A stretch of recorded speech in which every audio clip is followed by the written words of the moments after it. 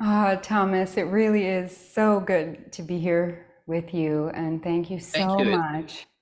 It's a pleasure. It's really a remarkably special day that we have this conversation, which I couldn't have come up with, I couldn't have planned, but it happens to be the opening of enrollment for Luminescence, the fertility and pre-procreation program, which has been being anchored into the physical form all year, which you know a lot about bringing things, organizations, projects, programs in, and the work that that entails.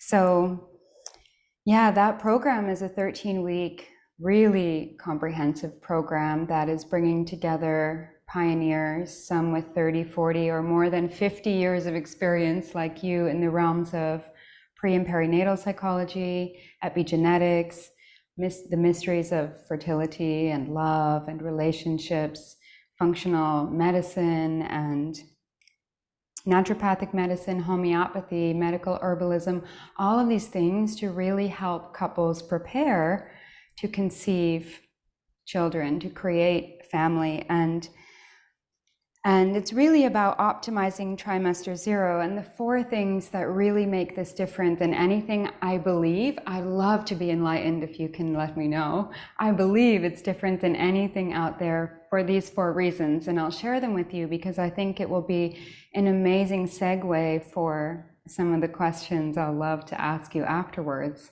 Sure, Um, sure. so in the program, we have all of these teachers, some which I'm sure you know, um, from different fields, and we're weaving in the awareness and the beginning of helping those consciously choosing the path of parenthood now or in the future, um, to heal their own birth, pre-birth, conception, preconception experiences. And we're also including the consciousness of the soul, the preconceived soul, as a participant. So we're opening up awareness for the art of listening in a multi-dimensional way. And we are also bringing awareness into the quality of the relationship between the parents, recognizing that this is really what sets the bedrock, the foundation, is the sanctuary for the family to thrive lifelong. And then the fourth thing that I think is so important is we are really bringing an awareness for the men's role in birthing, and not just birthing, but the men's role in the entire pregnancy. So we're really excited about this. For me, I believe it's been about a 10-year gestation. So you might imagine the level of release I'm feeling as I release this offering into the world. And it's so monumental. I couldn't have imagined that you and I would be sitting here today at this moment in time. And as I was preparing for this conversation, I was just feeling into the depth at which this is a creation of my heart and the way in which you and your 50 plus years of work and your colleagues have set the foundation for people like myself to be able to do this work, because a lot of my work is in a lot of what informs my stewardship of luminous birth, and all of my work in the world is coming from a very deeply experiential, intuitive knowing, my own birth and pre-birth memories, which are largely intact, real deep immersion in ancient traditional Amazonian healing methods for years. And when I discovered Appa, when I discovered your work, it was like the most refreshing experience, because I couldn't have imagined that all of what I've been learning from nature, from my intuitive knowing, and deep inner exploration, that there was literally decades of research and publication to really support those things. So really, Thomas, it's impossible for me to express my gratitude. I can only just commemorate that we're here together right now, and thank you. Thank you. Thank you. Your work is exceptionally correct and valuable. So thank you for the work that you are doing, hands-on. Thank you so much. We have 60 minutes, and it was really interesting to try to condense, what would be the questions that I would love to ask you, Thomas. I will start by letting you know that you actually came into my life at a very important moment.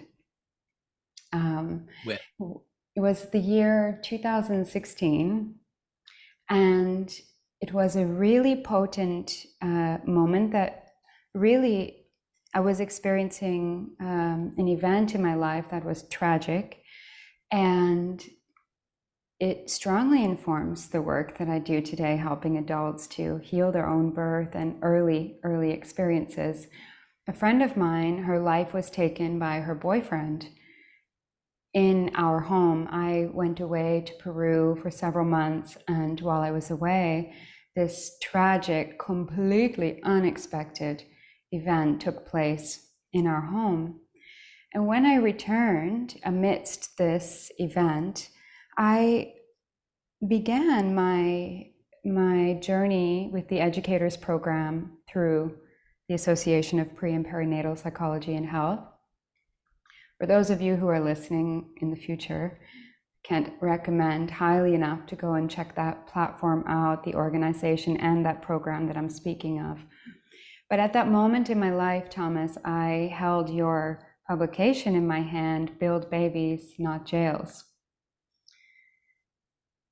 And this really, in this, it was really coinciding with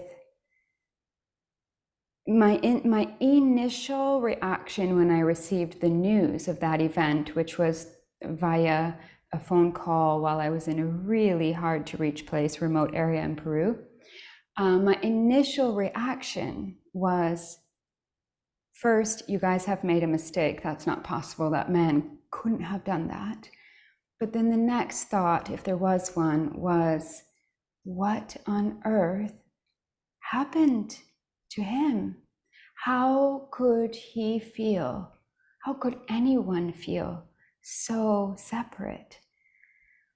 And so upon my return, I really deepened into my studies in pre and perinatal psychology, and that publication in particular. Of course, I went on to read your books, which I've read and reread and continue to, but that really opened a new realm of awareness and understanding and synthesizing for our pre and perinatal origins. So I wanted to share that with you. And if you have, thank you. yeah.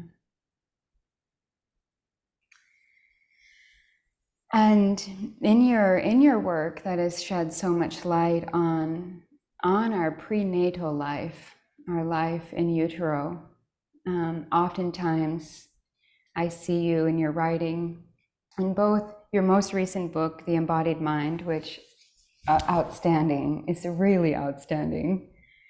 Thank you. Such an incredible synthesis, and The Secret Life of the Unborn Child. Pardon? The last book took me 7 years to write. Wow. 7 years. 5,000.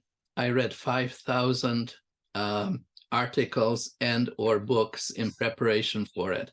It's an incredible amount of work. I never want to do it again. Wow, it's truly outstanding, and it's such a contribution. Thank you. I hope it is. Yes. It's it has been published now in Spain, so you can read it in Spanish. Oh, amazing. Yes, and it will be published very soon in Brazil in Portuguese. Amazing. Oh, great. Yeah.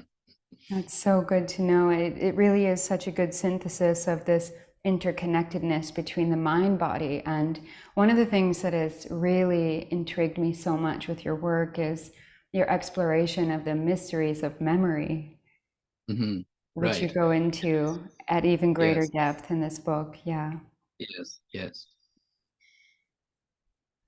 You may find it interesting. I spent extensive periods of time over quite a number of years living and learning and working in the Amazon jungle of Peru. And so I was really deeply immersed in ancient traditional Amazonian healing methods and witnessed, I'd say, thousands of people come and receive healing for all kinds of different illnesses and diseases, if you will, of the mind, of the body, the Hmm. spirit, and of all the things that are very prevalent in our Western world: anxiety, depression, autoimmune conditions, chronic pains, fatigue, memory issues, all of these things. And in a way, I was a bridge oftentimes to help these master indigenous healers understand what is going on in our world, in our culture, and what these people are experiencing. And so there was always an initial consultation when a patient, you could say, arrives to receive healing. And the first question that the indigenous healer would always ask is if they have any physical concerns, much like if you go to a regular doctor, what's ailing you? Hmm. And generally, the second question was, do you remember your childhood memories? Do you remember your childhood?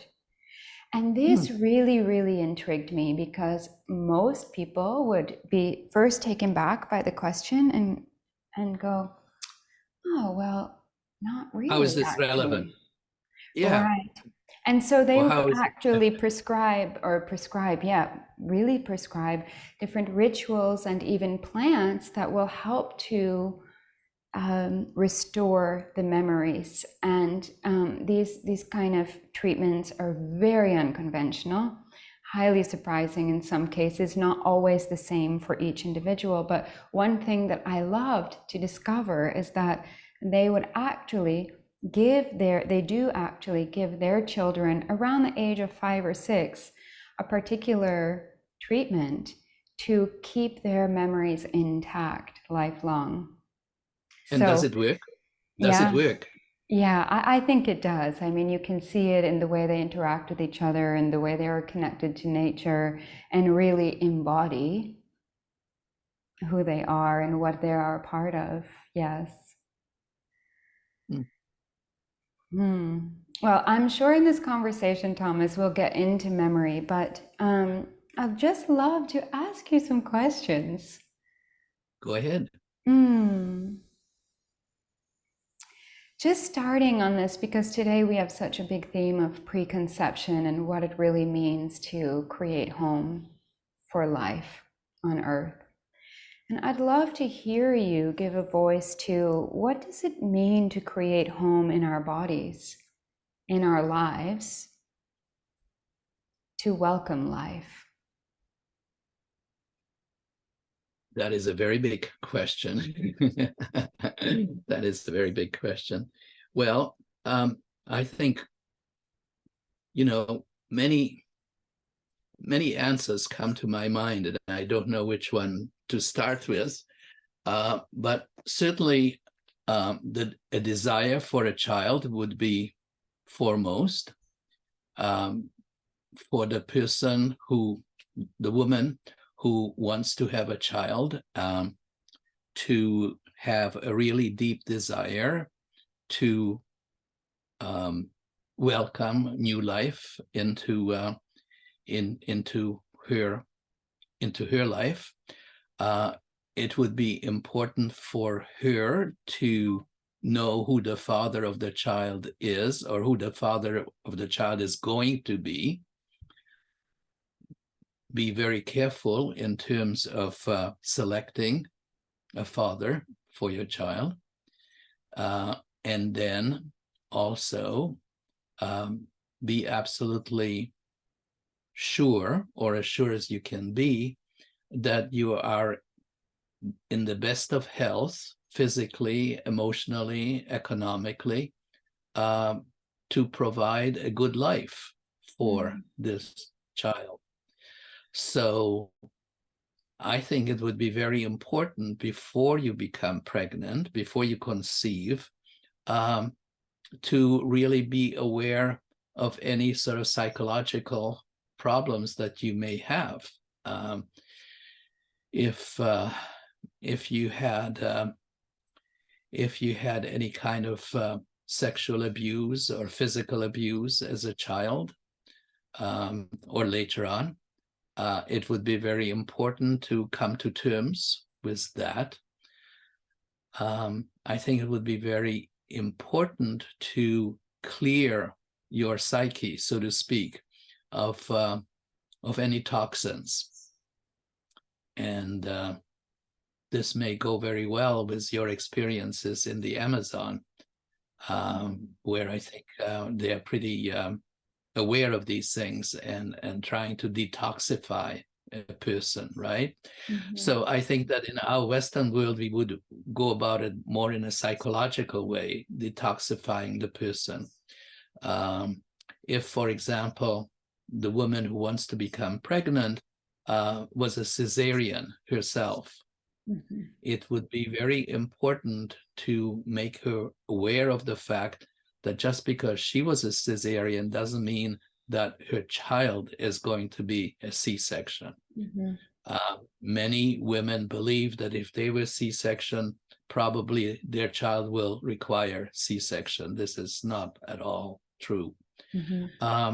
Many women have all kinds of preconceived notions about what it means to become pregnant. And some of these are not healthy notions.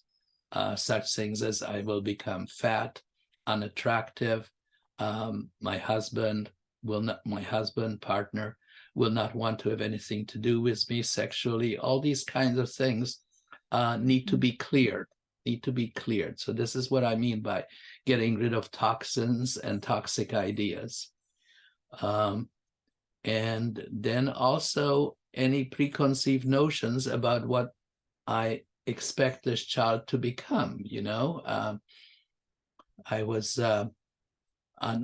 told you I've just come back from Barcelona. On the flight back, I was watching a movie about a young girl whose mother, from the moment that she was born, wanted her to become a concert pianist. And whether she wanted to or not, that was going to be her destiny. So living out sort of, your mother's life plan, of course, is a terrible way to grow up. And so again, it's very important, that the woman who wants to become pregnant really becomes aware of all her thoughts and expectations. And the same as the father. If the father is looking forward to having a son who he will be able to play catch with and baseball and things like that, and it turns out to be a girl, there may be a problem. So all these things really should be sort of looked at and discussed with a counselor, or at least with a good friend, in order to really know yourself and know that you are ready to welcome a new life that is going to have his or her own life, not you living through that child. I think that's where I would start.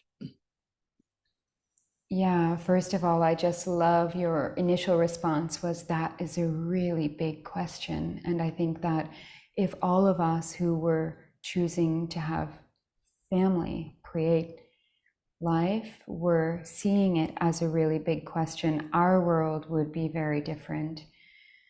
Right. And I think in our Western world, especially, we think of cleansing on the physical level, and we often forget the mental, emotional, now so huge social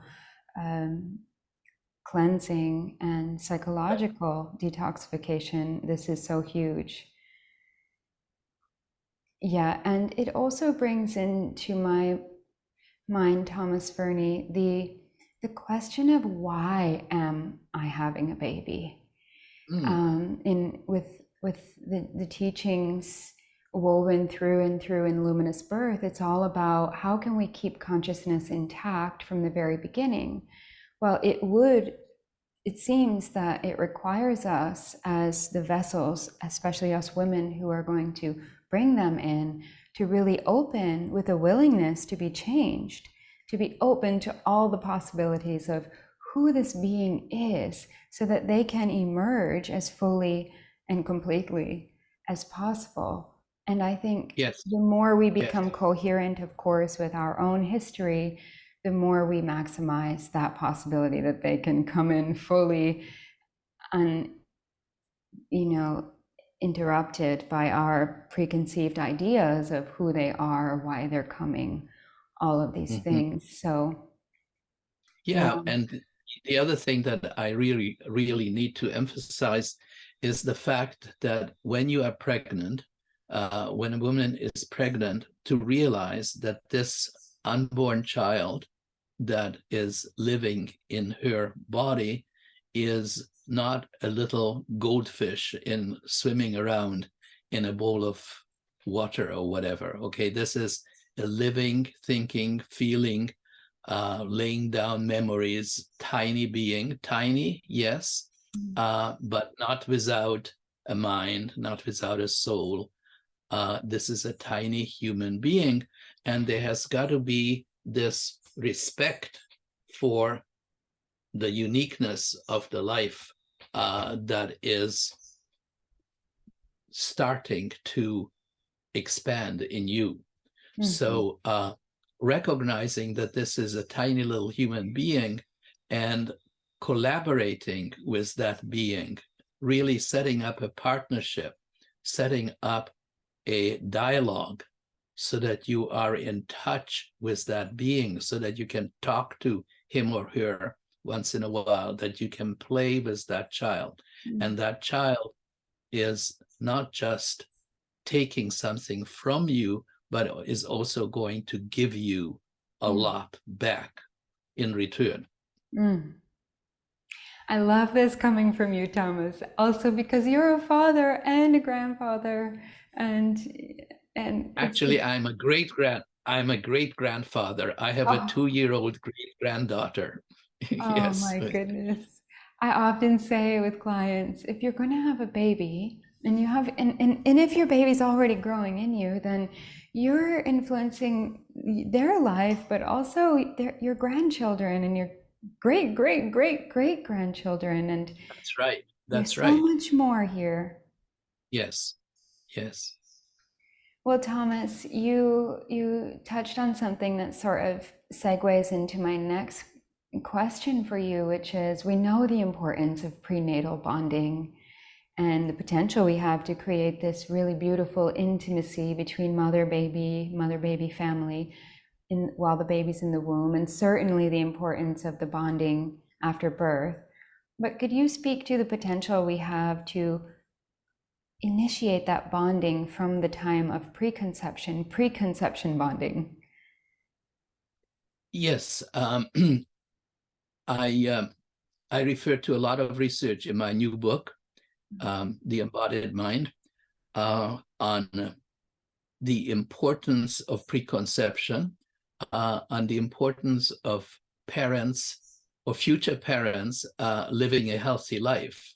For example, there's a great deal of research on the effect of fathers smoking and then conceiving of a child, and how that already affects that future child, the father smoking, and many other things. So if you want to have a healthy child, you need to have a healthy pre-pregnancy. You need to live a healthy life, like two young people who perhaps one day, let's say 2 or 3 years from now, want to have a family, want to start a family. It would be very, very important for them to start living a healthy lifestyle, which means, well, we all know what that means, really. Yeah, I don't have to go into details, but definitely staying away from smoking and all kinds of other drugs, Mhm. and a healthy diet, and just, lots of sleep, exercise, all the good things. And then that would already um, put them into a good position to start a family. But let me tell you about prenatal bonding, a little story. Um, I was being interviewed by a lady in California, and she told me that when she was first pregnant, her husband was a medical doctor. He was an intern, and he was hardly ever at home. In her second pregnancy, I guess by that time he graduated, and every night he would speak to her unborn child. And I said, well, what would he say? And she said, well, he would just say about the dinner that we had, the weather that we are having. And then he would close all his sort of conversations with, see you tomorrow, Junior. And then when the baby was born, my husband, this lady told me, my husband walked into the delivery room and he came close to the baby and he raised his hand and he said, hi, Junior. And my son just turned around and gave him this huge smile of recognition, like there was no doubt that he recognized the voice. And equally important, she said, now, 4 years later, the relationship between my second son and my husband is so much better than the relationship between my first son and my husband. And it's all due to prenatal communication and prenatal bonding. So I would really encourage your listeners to start prenatal bonding and prenatal communication from the moment that you know that you are pregnant. Oh, Thomas, we can't have too many of these stories. The initial response is, of course, but the stories are so important and they're so beautiful. I see this a lot in my practice as well, and in all prenatal sessions that I offer. Right.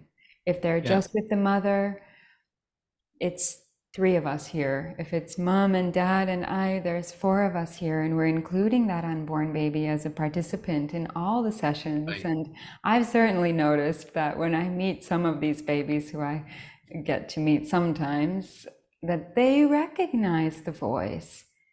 They recognize the They've been voice. hearing my voice also Yes. throughout this Yes. 9 month period or Yes. 6 months.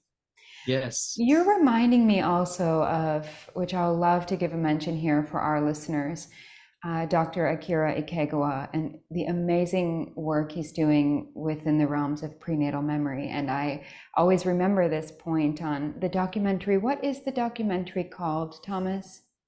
I think it's Children Remember Their Births, something like that, or childhood or prenatal memories, something like that. Yeah. Yes, prenatal memories. So Yeah. I'll be sure to find it and put it in the show notes. But there's a moment on that documentary where they filmed, I think the baby is 2 or 3, maybe, yeah, 2 or 3 years old, sitting on the bed with their mama.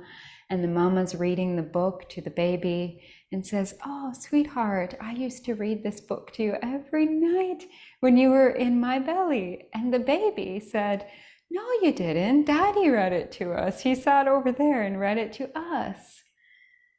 And And so the baby corrected her because they were corrected her. Yeah. corrected her and Uh-huh. said, no, Mama, you didn't read it to me. Daddy read it to us each night. So the baby remembered, Mm-hmm. obviously, the dad's voice, and also Mm-hmm. could see through the veil of the womb where Right. he was even sitting Right. in the room. Yes. Yes. Yes. Well, I have lectured in Japan, and I know Dr. Ikagawa very well, and we have been connected now for some years. He came to one of our APA conferences about just before COVID.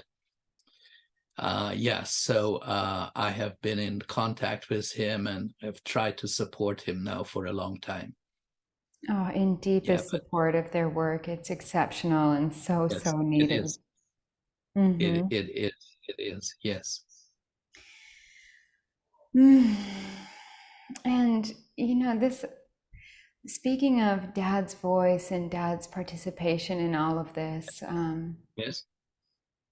yeah, there's so many ways to segue into this, but I think I'll just keep it simple and asking you to sort of elaborate on the men's role in pregnancy and birth, because I feel like in my generation now and a lot of my work, which oftentimes I work with mothers and couples who are giving birth for the second or third time.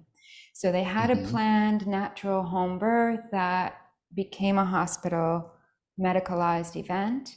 And I work with them through the pregnancy. And there's two main things I would say that are very staple that I offer, which is, yeah, we look at their own birth and often see how when they gave birth, their own birth memories or experiences represented. So we heal their own birth, and we also work with the relationship of the couple, and we escort dad back into the picture. And this, so far, in everyone actually that has taken my Transform into Birth program, they have then moved through quite an easeful, beautiful, natural birth that they were wanting all along. And so I see this as, yeah, the partner, whoever that is, has tremendous influence, and in a way that's very, very intelligent, so that a family can indeed get born. Could you give a voice to that? Well, I think you have expressed it as well as anybody can express it. All I can add is that there's a lot of research from all over the world which shows that the first and foremost factor in terms of having an easy pregnancy, birth, and a healthy child is the desire for a child by the woman. But the second most important factor is her relationship to her partner. If the relationship is good, it is a very important contributing factor to a healthy birth, healthy child. So that relationship really requires attention. We need to pay attention to that relationship, and obviously you do. So I think that, I don't know how it is in Portugal. Are most of your clients from your area, from Portugal?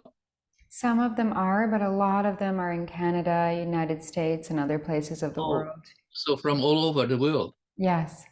You are Mhm. an international celebrity. I won't go that far, but Very good, very good. So, the reason I'm asking that is because there are cultural differences, and Mhm. as I'm sure you can attest to. So, depending, not all men are open to becoming sort of involved in pregnancy and childbirth.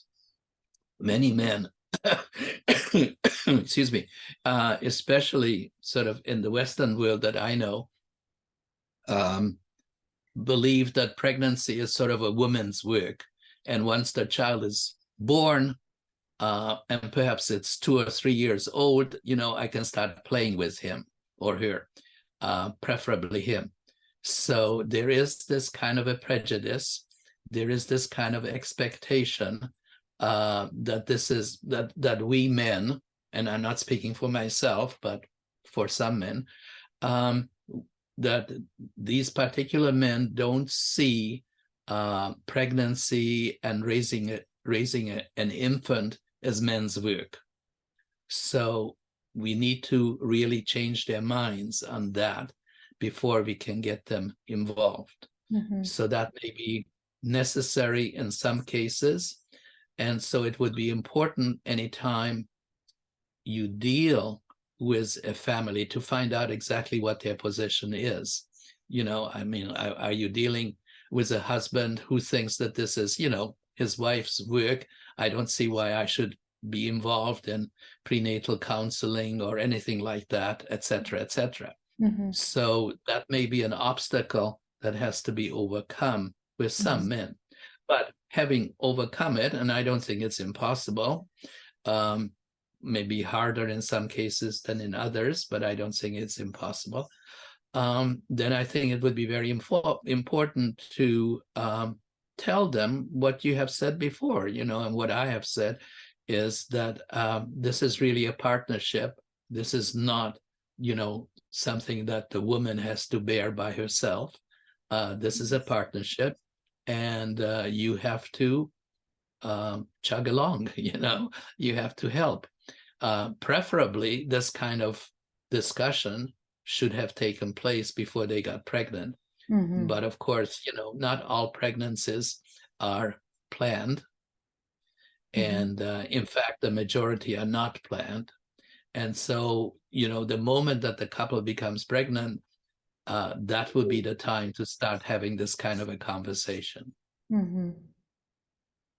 Yeah, absolutely. And in the Secret Life book, you touch on the way in which also, I believe, the psychological state of the woman, of the mother, pregnant mama, postpartum mama, is so influenced by her partner. And so, yeah, maybe he's not changing the diapers and doing all of that, but he has an awareness that he has an opportunity to support this mother baby, which is largely one being. And if he can make her happy and feel relaxed during those periods, that's big. Yes. Yes, and we should also mention the importance of the extended family, like the pregnant mother's own mother, very often plays a very important role here. Mm-hmm. And so usually the mother's mother rather than the father's mother. And so some conversations with her, again, before the child is actually born, might be helpful, because some of these grandmothers, so to speak, may be more traditionally oriented and may not be quite in step with the way you and I see pregnancy. Right. So again,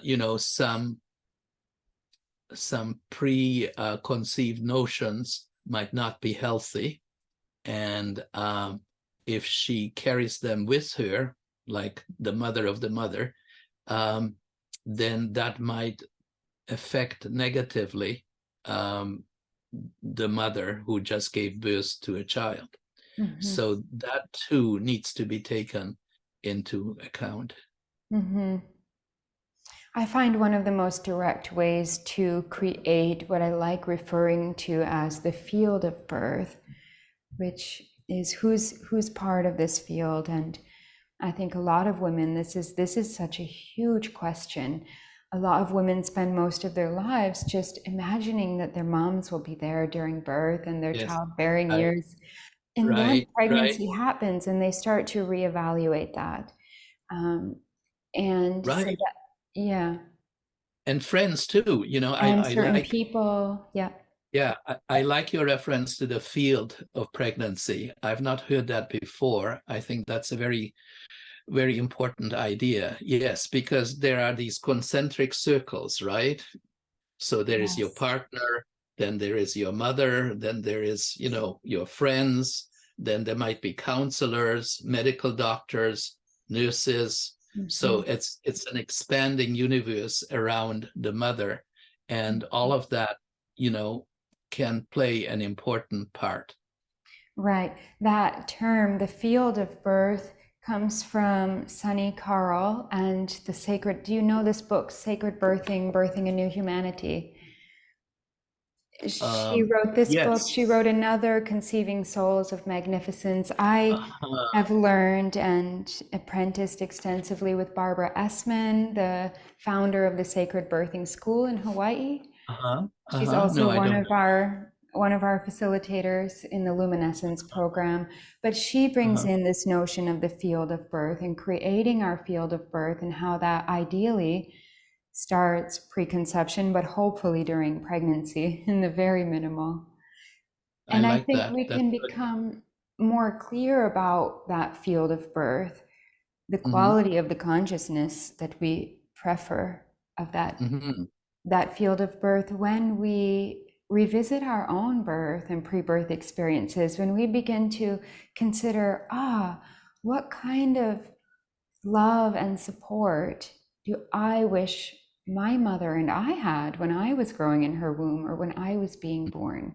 What kind of energy do I wish were surrounding me at that time of my life? Yes, I agree. And that revisiting our own earliest periods of Mm-hmm. our development, I think, is a very efficient and direct way to clean and clear out all that we've learned, all that we've been conditioned, all these false beliefs around pregnancy and birth, Exactly. and directly write a new story. Exactly. Yes. Yes. Write a Mm. new story. Yes. A new script. Yeah, a new script. Mm-hmm. Mm. Thomas, as you know, I'm living in the generation where everyone out there is a therapist and a healer of some kind. And my question for you is, Yeah. as a psychiatrist with a wealth of knowledge also in the pre and perinatal realms around prenatal memory, all the ways in which our own prenatal memories are inevitably showing up in our daily lives. How important do you think it is, or how paramount do you feel it is, that those who are working in therapeutic contexts, predominantly psychologists, psychiatrists, or um, yeah, in those realms, that they have pre and perinatal training? And how limited is one's advancement in their getting well journey if their therapist is not aware of their pre and perinatal history? Yes, you have hit on a very important point here. I'm afraid that there are a lot of people um, who are healers of some sort or another and have never undergone any kind of insight-oriented work on themselves. And people like that can do an incredible amount of harm. Mhm. And I'm certainly talking, let's say, about obstetricians who are by and large went very opposed to any sort of psychological thinking. Mm. Obstetricians, surgeons, um, radiologists, by and large, many specialists like that don't want to have anything to do with psychology, or even to consider that, there might be anything wrong with their psyche. And they don't realize how their own birth experience or their own psychological makeup interferes with really providing the best possible service to their patients. It's a big problem. Mhm. Um, I remember many years ago, a woman went to her obstetrician here in Canada, in Toronto, and described how one day she just stopped getting any sort of signals from her baby, and she felt that he had died. and the obstetrician said, "Tell Dr. Verney." In other words, I'm not interested in this. Okay, but there is this crazy guy, Dr. Verney. He might be interested in your story, like hearing signals from your unborn child. Come on, stop that nonsense. Don't take up my time with that kind of nonsense, right? So, this is a huge problem. Now, when we come to, less academically trained people, I think we have a better chance of persuading them to look at themselves and to look at their psyche. They're not quite as, I don't know what the word is, baked into believing that they are superior human beings and that there is nothing wrong with them just because they got a lot of letters after their name. So, I've had some very negative experiences with some of these people. So I speak from firsthand experience. Well, when I was just starting to become interested in prenatal life, I wrote about the fact that pregnant women should not be drinking alcohol. And that was published in one of the journals. You can't believe the negative reaction that I got to that. Oh my gosh. From obstetricians, doctors were quitting their subscription to the journal in protest. This is a lot of nonsense. Alcohol is good during pregnancy. It will do no harm to the unborn child. The same thing with operating on newborn children without anesthetic because they can't feel any pain. That's what they believed in. I fought against that for many years until it became well known that children do feel pain and you must not operate on them without an anesthetic. So, the resistance is still there. And it would be nice if we could gradually, decrease it.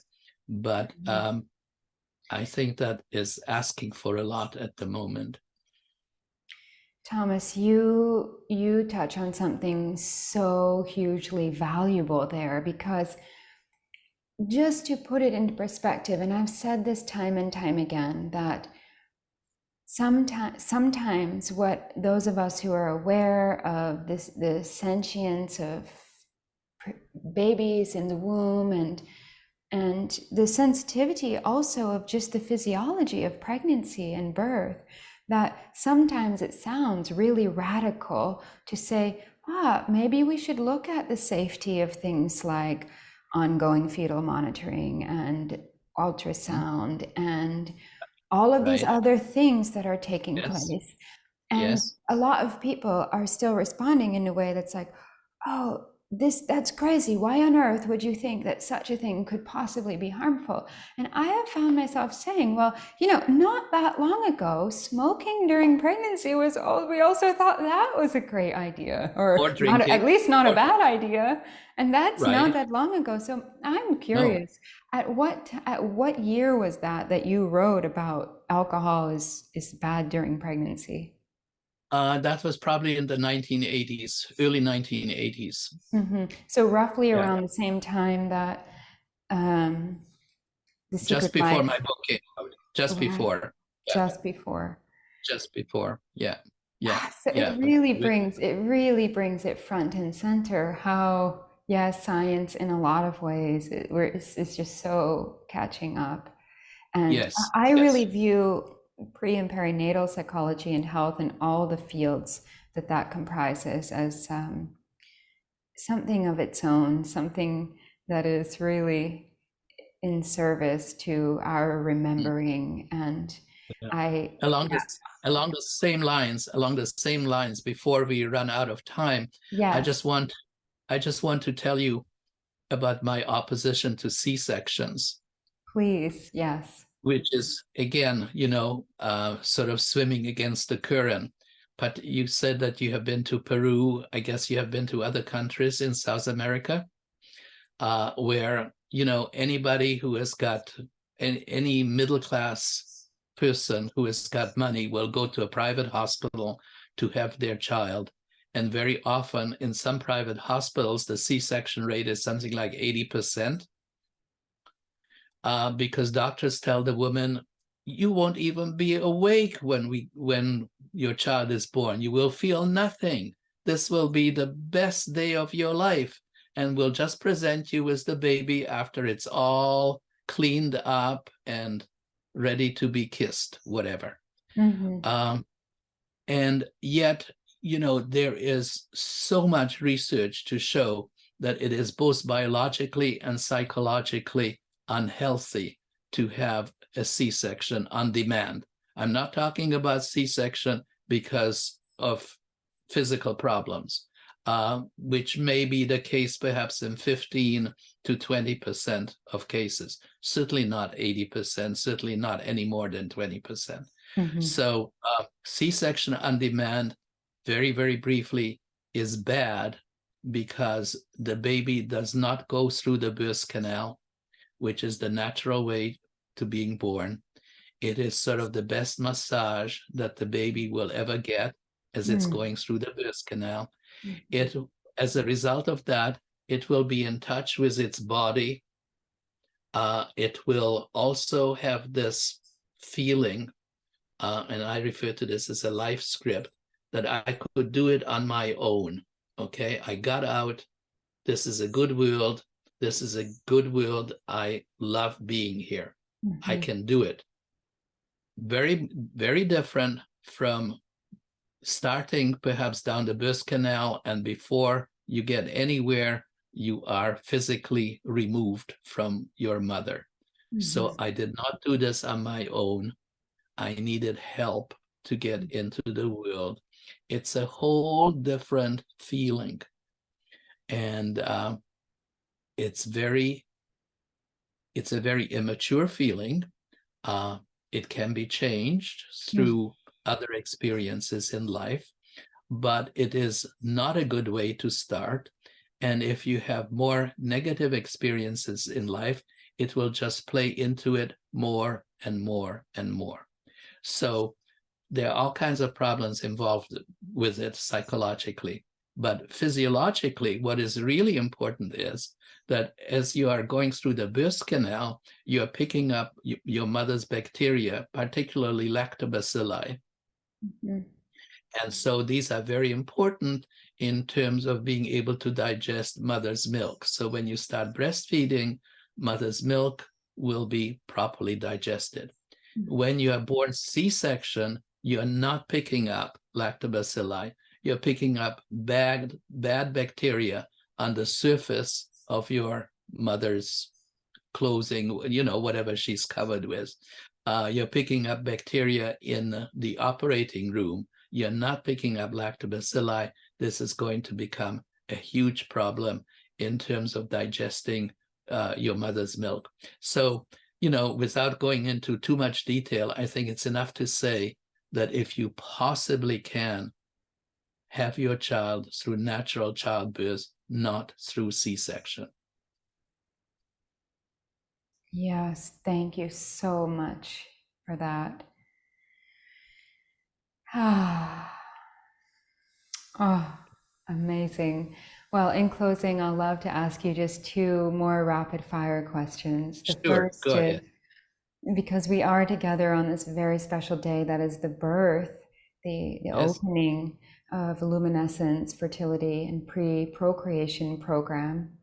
I really feel in my heart and my whole being that this program is set up for longevity, and it's going to continue to grow and evolve with the needs of humanity over the years. Knowing that this is a program for those who are consciously choosing the path of parenthood now, or think that one day they may have a child in the future, people who are struggling to conceive and facing fertility challenges, as well as practitioners who serve women, families in the realms of the childbearing years. Is there any word of advice or anything at all that you would like to offer as we begin this journey?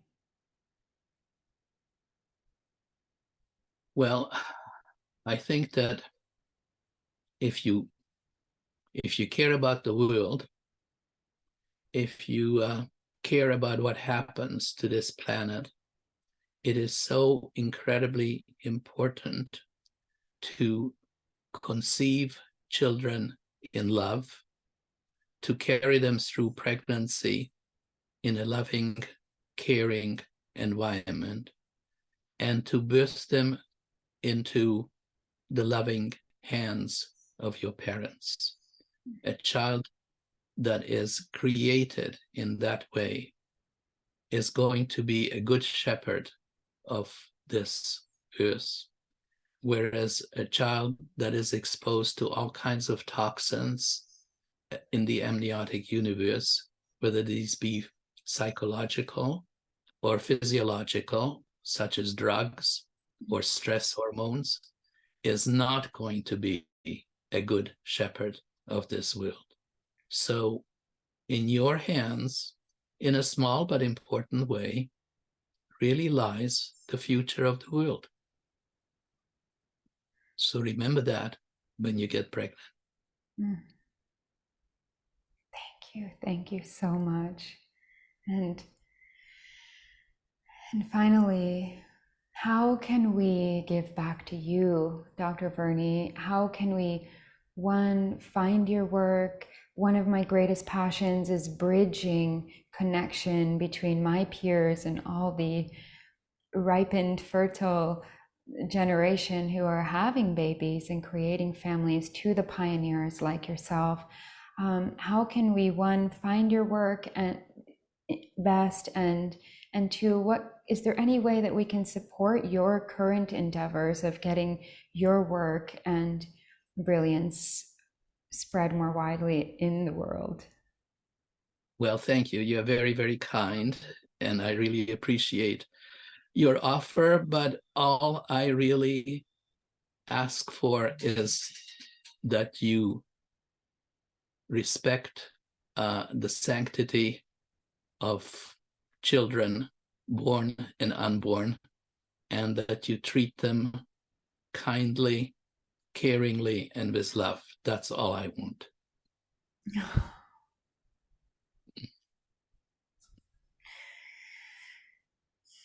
Thank you. Thank you. Thank you. And could I have this video so that I can put it up on my video channel? Absolutely, yes. I'll send it to, yeah, absolutely. Yeah, I'll send it if to you you. would send it to me, and then I'll put it on my video channel. Perfect. Amazing, Great. Thomas. Thank you so, so Thank much. you. I It was an honor. so hope to have more conversations with you in the future. Anytime you like, Victoria, anytime. Thank you so much, Thomas. Have a Thank beautiful you. rest of your day. Thank you very much. And the same to you and to all your work that you're doing, which I think is very, very valuable. Keep it up. Thank you. Talk soon.